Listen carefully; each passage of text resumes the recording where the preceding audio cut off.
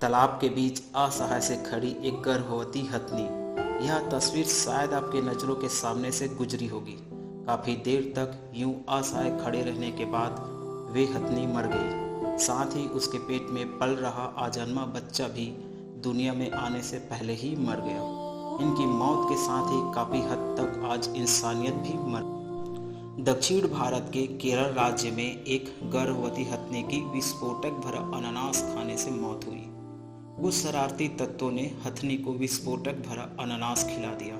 मानव और जानवरों के बीच संघर्ष में मानवता के पतन की एक और कहानी। हथनी की उम्र लगभग 14-15 साल की रही होगी।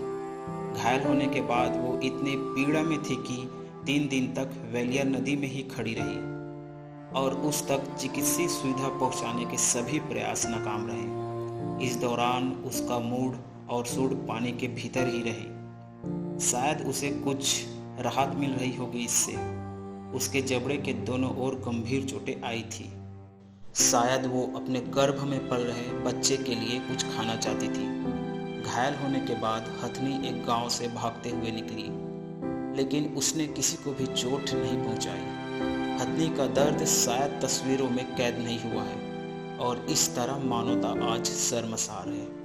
इसी में मैं एक लाइन बोलना चाहूँगा, कोई मज़े के लिए कोई हैवानियत में कुछ ऐसा कर गया।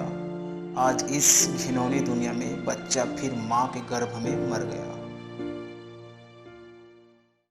बचपन में देखा था एक बड़ा सा जानवर, बड़ा था शरीर और बड़ा ताकतवर, लेकिन सबसे प्यारा और निराला था वो साथी। पापा ने बताया उसे बोलते हैं हम हाथी।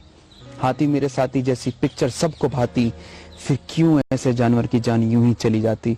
खाना ढूंढती उस भूखी माँ ने फल को चबाया, इंसानियत के पटाखे ने उसके जबड़े को उड़ाया। मरते दम तक इंसान को उसने नुकसान नहीं पहुंचाया। उस बेजुबान ने असली मानवता का पाठ पढ़ाया। 3 दिन तक टूटे जबड़े खड़ी रही वो पानी में। अब क्या ही बताऊं तुम्हें उस माँ की कहानी में। फिर हथनी और बच्चा दोनों गए स्वर्ग से धार। बहुत बड़ा कर्जा हम पर हो गया उधार। इंसानियत तो मर गई, अब इंसान कहाँ बच पाएगा। कोरोना, साइक्लोन, भूकंप और बाढ़ ही तो आएगा। अभी संभल जाओ, पृथ्वी का ना अपमान करो। पेड़ पक्षी जानवरों सबका तुम सम्मान करो। समय बीत जाता है तो फिर लौटना आएगा, मगर ऐसा ही चलता रहा तो 2020 हर साल आएगा।